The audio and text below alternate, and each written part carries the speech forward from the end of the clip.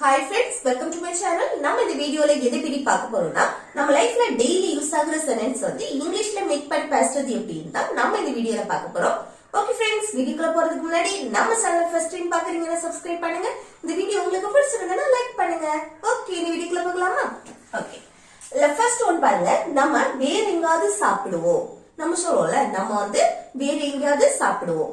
இப்போ நீங்க வந்து சேர்ந்து இப்போ ஃப்ரெண்ட்ஸ் கூடயோ இல்ல ஃபேமிலி கூடயோ நீங்க சேர்ந்து இருக்கீங்க. அதுல வந்து நம்ம சொல்றோம்ல, இந்த ஹோட்டல் வேண்டாம், வேற எங்கேயாவது சாப்பிடுவோம், வீட்டுல வேண்டாம், நம்ம வெளியில சாப்பிடுவோம், இந்த மாதிரி நம்ம சொல்லுவோம் தானே. இப்படி நம்ம வந்து சேர்ந்து இதை செய்வோம் அப்படின்னு சொல்லுவோம்ல, அதுதான். அப்போ நம்ம வந்து சாப்பிடுவோம் அப்படின்னா நம்ம இதை செய்வோம் அப்படின்னு சேர்ந்து இருக்கும்போது அல்ல ஒருத்தங்க வந்து நம்ம இதை செய்யலாம் அப்படின்னு சொல்லுவோம்ல, அதுக்கு நம்ம என்னன்னா லெட்ஸ் யூஸ் பண்ணுவோம். லெட்ஸ். Okay, let's. அடுத்து சாப்பிடுவோம். வெர்ப் என்னது? சாப்பிடக்கூடிய செயல், ஈட். ஓகே, லெட்ஸ் ஈட் அப்படின்னா நம்ம சாப்பிடுவோம். ஓகே, வேறு எங்காவது. வேறு எங்காவது, அந்த எங்காவது somewhere. வேறுன்னு சொல்லும்போது else. somewhere else. வேறு எங்காவது, somewhere else. ஓகே, அப்போ நம்ம வேறு எங்காவது சாப்பிடுவோம் அப்படின்னா let's eat somewhere else. let's eat somewhere else. Okay, அடுத்து நம்ம வேற எங்காவது போவோம். இந்த பிளேஸ் வேண்டாம், வேற எங்கேயாவது போவோம் அப்படின்னு நம்ம சொல்லுவோம்ல, இதுவும் அதேதான். நம்ம வந்து சேர்ந்து இருக்கும் போது ஃப்ரெண்ட்ஸ் கூட ஃபேமிலி கூட சேர்ந்து இருக்கும் போது இந்த இடம் வேண்டாம், வேற இடத்துக்கு போவோம், அந்த மாதிரி நம்ம சொல்லுவோம்ல. இப்படி சேர்ந்து செய்வோம் அப்படின்னு சொல்றது. ஓகே, அதுக்கு என்ன? லெட்ஸ். அடுத்து போவோம். போறதுக்கு இங்கிலீஷ்ல என்னது? கோ. அது அப்படியே எழுதும். லெட்ஸ் கோ அப்படின்னா நம்ம போவோம். அந்த நம்ம அப்படின்னு சொல்லும் போது சப்ஜெக்ட் வி தானே வரும், அப்படி கிடையாது. நாம இத சேர்ந்து பண்ணுவோம், அப்படி அந்த நாம பண்ணுவோம் சேர்ந்து நம்மளுடைய சஜெக்ஷனை சொல்றது. ஓகே, அப்ப அதுக்கு வந்து நீங்க லெட்ஸ் யூஸ் பண்ணா போதும். லெட்ஸ் கோ அப்படின்னா நம்ம போவோம். அடுத்து வேறு எங்காவது. எங்காவதுன்னா somewhere. வேறுன்னு சொல்லும் போது else. அப்போ somewhere else அப்படின்னா வேறு எங்காவது. அப்போ நம்ம வந்து வேறு எங்காவது போவோம் அப்படின்னா let's go somewhere else. let's go somewhere else. Okay, அடுத்து இந்த விஷயம் வேற யாருக்காவது தெரியுமா? நம்ம கேட்போம்ல, இந்த விஷயம் வேற யாருக்காவது தெரியுமா அப்படின்னு. இதை எப்படி கேக்குறது? அந்த தெரியுமா அப்படின்னா தெரியும், தெரியுமா இப்படி நம்ம கேட்கும்போது அதுக்கு என்னது? நோ தானே. இது வந்து என்னது? சிம்பிள் பிரசன்ஸ்ல நம்ம கேட்போம் தானே. ஒரு விஷயம் தெரியுமா, பிடிக்குமா, இது வேண்டாமா, இந்த மாதிரி நம்ம கேட்போம்ல, அதெல்லாமே நம்ம சிம்பிள் பிரசன்ஸ் படி நம்ம கேட்கறது. அப்ப சிம்பிள் பிரசன்ஸ் படி கொஸ்டின் கேட்கும்போது எப்படி கேட்கறது பாருங்க. இந்த விஷயம் வேறு யாருக்காவது தெரியுமா, இததான் நம்ம சப்ஜெக்டா எடுப்போம். வேறு யாருக்காவது. ஓகே, அந்த யாருக்காவது அத நம்ம சப்ஜெக்டா எடுப்போம். சரியா? அடுத்து என்ன? தெரியுமா. அப்ப இது எப்படி கேக்குறது? சிம்பிள் பிரசன்ஸ் படி கொஸ்டின் கேட்கும் போது do இல்லனா does யூஸ் பண்ணி கேட்போம். இங்க வந்து do வருமா does வருமா? இப்ப பாருங்க, யாருக்காவது anyone தானே. யாருக்காவதுன்னு சொல்லும்போது anyone. இந்த மாதிரி anyone, everyone, no one இந்த மாதிரி வரும்போது அங்க வந்து என்னது? சிங்குலர் சப்ஜெக்டா நம்ம மென்ஷன் பண்ணுவோம். அப்போ நம்ம வந்து இங்க does யூஸ் பண்ணி தான் நம்ம கொஸ்டின் கேட்போம். does. சரியா? ஃபர்ஸ்ட் does யூஸ் பண்ணி தான் நம்ம சிம்பிள் பிரசன்ஸ் படி கொஸ்டின் கேட்கும்போது do இல்லனா does யூஸ் பண்ணி தான் கேட்போம் தானே. அதுல சப்ஜெக்ட பொறுத்து தான் அல்ல do வருமா does வருமான்னு தெரியும். இங்க இந்த யாருக்காவது அப்படின்னு சொல்லும்போது என்னது? anyone. இந்த anyone, everyone, அடுத்து no one இந்த மாதிரி வரும்ல, இப்படி எல்லாம் someone இந்த மாதிரி வரும்போது நம்ம இங்க does தான் யூஸ் பண்ணணும். சரியா? does போட்டாச்சு. அடுத்து சப்ஜெக்ட் வேறு யாருக்காவது அப்படின்னு சொல்லும்போது anyone. வேறுன்னு சொல்லும்போது else, anyone else. ஓகே, வேறு யாருக்காவது. அடுத்து என்னன்னா இத வந்து anyone, anybodyன்னு கூட சொல்லிக்கலாம். Okay, anyone, anybody. ஓகே, ரெண்டு எது வேணாலும் யூஸ் பண்ணிக்கலாம். அடுத்து என்ன வரணும்? சப்ஜெக்ட் எழுதியாச்சு. அடுத்து verb. தெரியுமா, அந்த தெரியும், தெரியறதுக்கு no. வந்து சப்ஜெக்ட் வந்து சிங்குலர் சப்ஜெக்ட் தானே, இங்க அப்போ verb கூட எஸ்ஓ இஎஸ்ஓ ஐஎஸ்ஓ சேர்க்கணும் அப்படின்னு தானேனா இதுல வந்து சேர்க்க கூடாது. ஏன்னா இங்க வந்து டஸ் வந்திருக்கு. டஸ் வந்தாலே இங்க verb கூட எதுவுமே நம்ம சேர்க்க கூடாது. சரியா? அப்போ நோ அப்படியே எழுதணும் verb. அடுத்து என்ன, இந்த விஷயம் சொல்லும்போது this matter.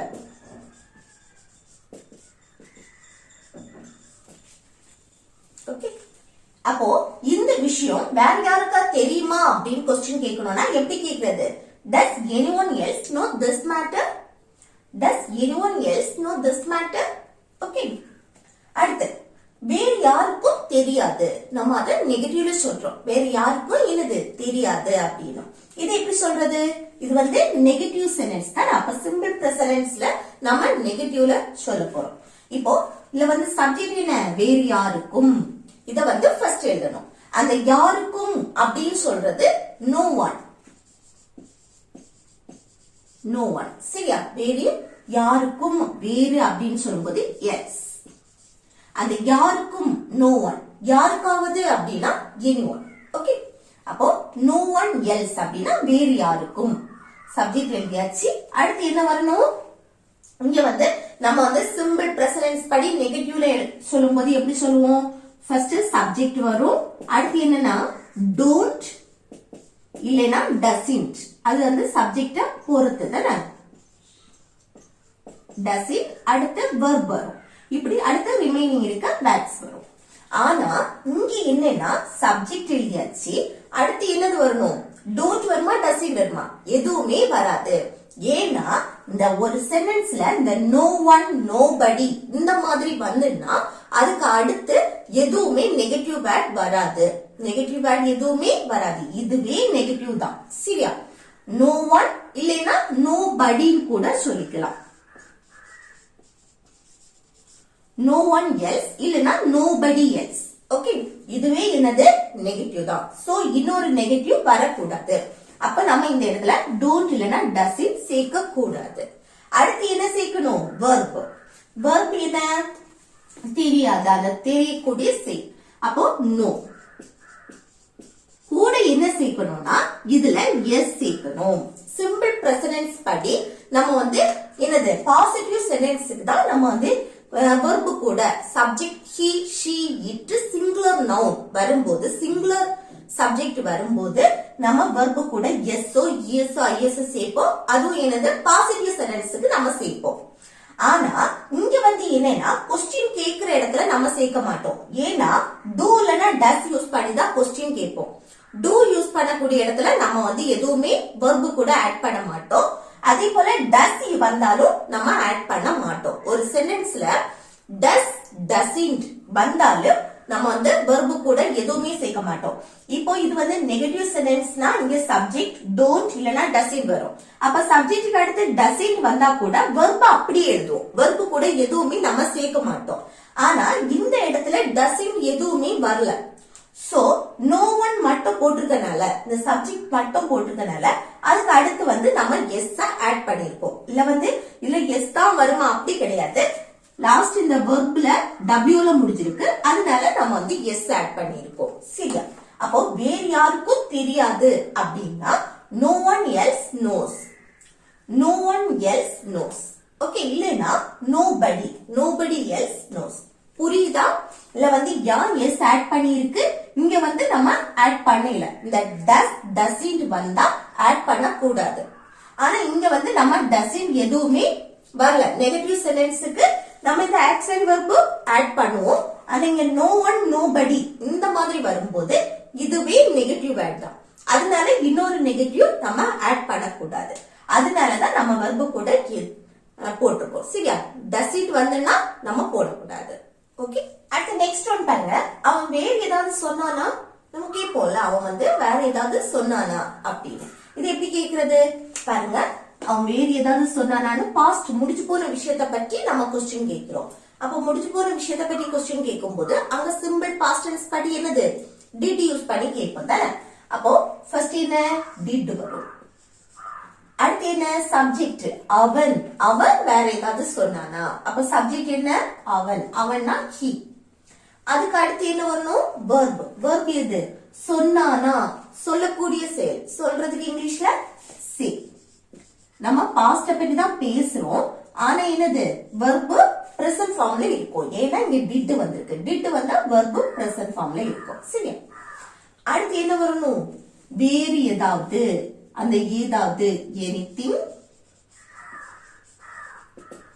else வேறு anything else அப்படின்னா வேறு ஏதாவது anything elseனா வேறு ஏதாவது அவன் வேற ஏதாவது சொன்னானா அப்படின்னா did he say anything else did he say anything else okay அடுத்து உனக்கு அவனை பத்தி வேற ஏதாவது தெரியுமா நம்ம கேட்போம்ல உனக்கு அவனை பத்தி வேற ஏதாவது தெரியுமா அப்படின்னு இது எப்படி கேட்கலாம் ஒரு விஷயம் தெரியுமான்னு क्वेश्चन கேட்கும் போதே சிம்பிள் பிரசன்ட் டென்ஸ் படி கேட்கலாம் தானே அப்ப சிம்பிள் பிரசன்ட் டென்ஸ் படி எப்படி கேக்குறது do வருமா does வருமா சப்ஜெக்ட் என்ன உனக்குனா you வந்திருக்கனால இங்க do யூஸ் பண்ணி தான் क्वेश्चन கேட்போம் சரியா do you அடுத்து என்ன verb தெரியுமா அப்போ no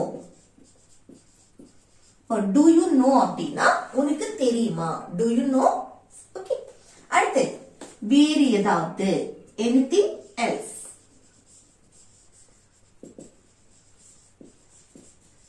anything else வேறு ஏதாவது அவனை பற்றி அந்த பற்றி அதுக்கு about போடணும் அவனேன்னு சொன்னா him okay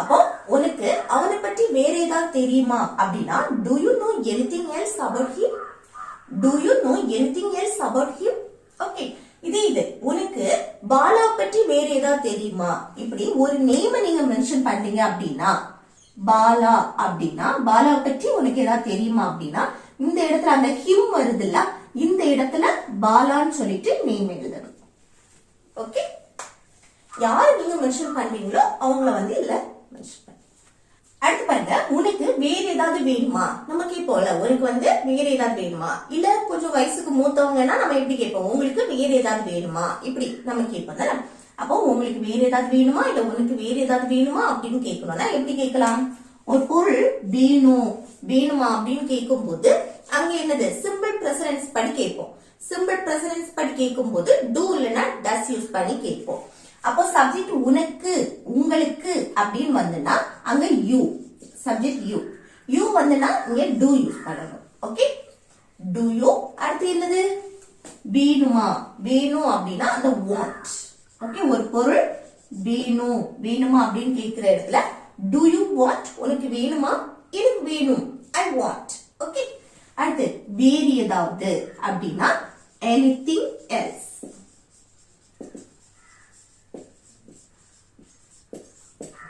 ஓகே அப்போ உனக்கு வேற ஏதாவது வேணுமா அப்படின்னா do you want anything else do you want anything else இல்ல நீங்க வந்து இதை விட பொலைட்டா இப்போ ஒருத்தங்களை வந்து கடையில வந்து ஹோட்டல்ல எல்லாம் கேட்கும் போது சரி இல்ல ஒருத்தங்களை வந்து நல்ல உபசரிக்கும் போது நீங்க மரியாதையோட நீங்க நல்ல பொலைட்டா கேட்கணும் இதை விட பொலைட்டா கேட்கணும்னா would you like யூஸ் பண்ணிக்கலாம் would you like okay would you like போட்டுட்டு வேறு ஏதாவது anything else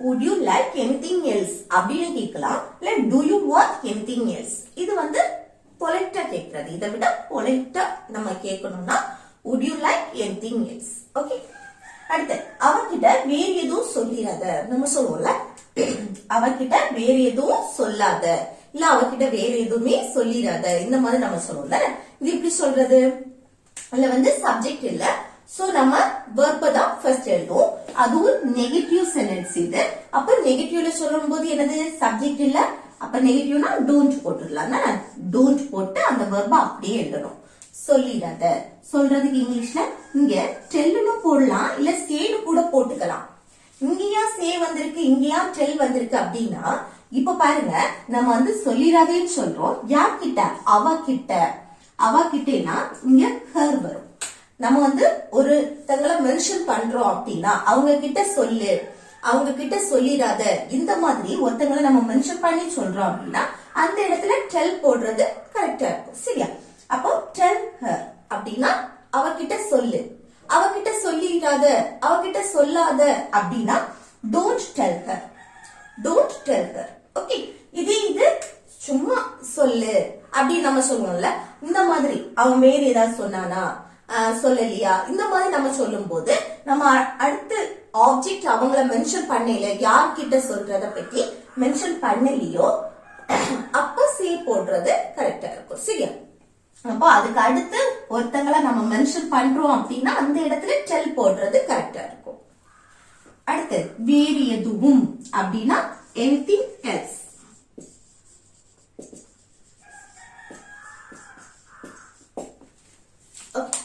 அப்போ அவகிட்ட வேறு எதுவும் சொல்லிடாத அப்படின்னா don't tell her anything else. Don't tell her anything else. Okay, அடுத்து நெக்ஸ்ட் பாருங்க, உங்களால் வேற ஏதாவது செய்ய முடியுமா? நம்ம கேட்போம்ல, உங்களால வேற ஏதாவது செய்ய முடியுமா, இல்ல உன்னால வேற ஏதாவது செய்ய முடியுமா அப்படி கேட்கணும்னா எப்படி கேட்கறது? ஒரு விஷயத்த செய்ய முடியுமா அப்படின்னு கேட்கும் போது அங்க கேன் யூஸ் பண்ணி கேட்போம் தானே.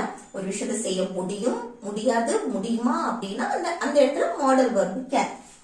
அப்போ நெகட்டிவ்னா காண்ட். முடியுமா அப்படின்னு நம்ம கொஸ்டின் கேட்கிறோம், அப்போ கேன் யூஸ் பண்ணி கேட்போம். கேன். அடுத்து என்ன வரணும்? சப்ஜெக்ட், உங்களால், யூ. அதுக்கு அடுத்து என்ன? வெர்ப், வேறு ஏதாவது செய்ய முடியுமா, செய்யக்கூடிய செயல், டூ. அடுத்து வேறு ஏதாவது, anything else.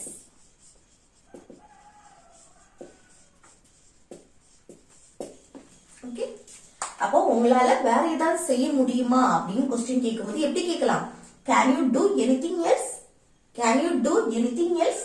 ஓகே, அடுத்து என்னால் வேற எதுவும் செய்ய முடியாது, என்னால வேற எதுவுமே செய்ய முடியாது. இது எப்படி சொல்லலாம்? இது என்னது? நெகட்டிவ் சென்டென்ஸ் தானே, வேற எதுவுமே செய்ய முடியாது அப்படின்னு. அப்ப இது கொஸ்டின் இல்ல, இது என்னது? ஸ்டேட்மெண்ட் ஆனா நெகட்டிவ். அப்ப என்ன? ஃபர்ஸ்ட் சப்ஜெக்ட் எழுதணும். கொஸ்டின் கேட்கும் போது அந்த கேன ஃபர்ஸ்ட் எழுதுவோம். சரியா? அப்போ மற்றபடி சப்ஜெக்ட் என்னால், என்னால்னா ஐ. அடுத்து என்ன? வேற எதுவும் செய்ய முடியாது, அந்த முடியாது அப்படின்னா காண்ட், நெகட்டிவ். அடுத்து வெர்ப், செய்யறது, do. I can't do அப்படின்னா என்னால் செய்ய முடியாது. வேறு எதுவும், anything else.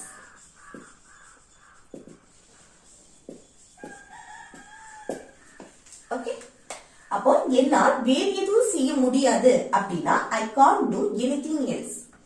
I can't do anything else.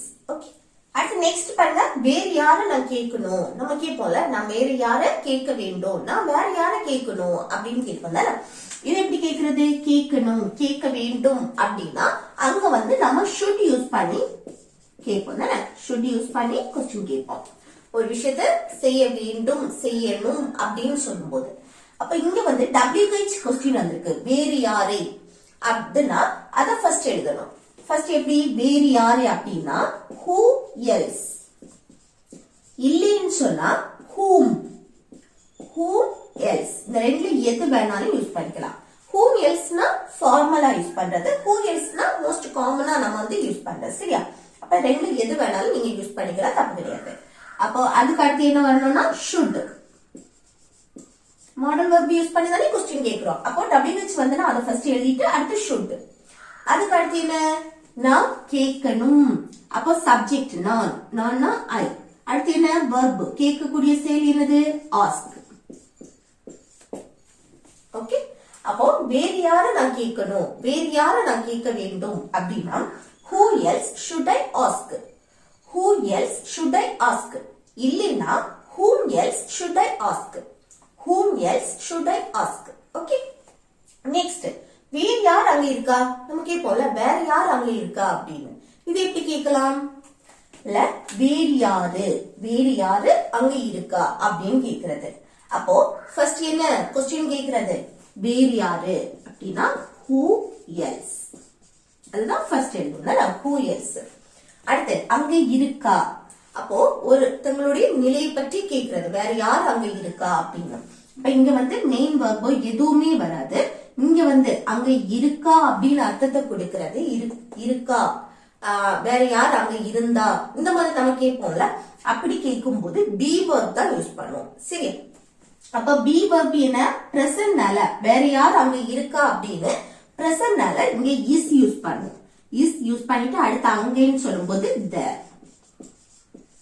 Okay, அப்ப வேற யார் அங்க இருக்கா அப்படின்னா who else is there?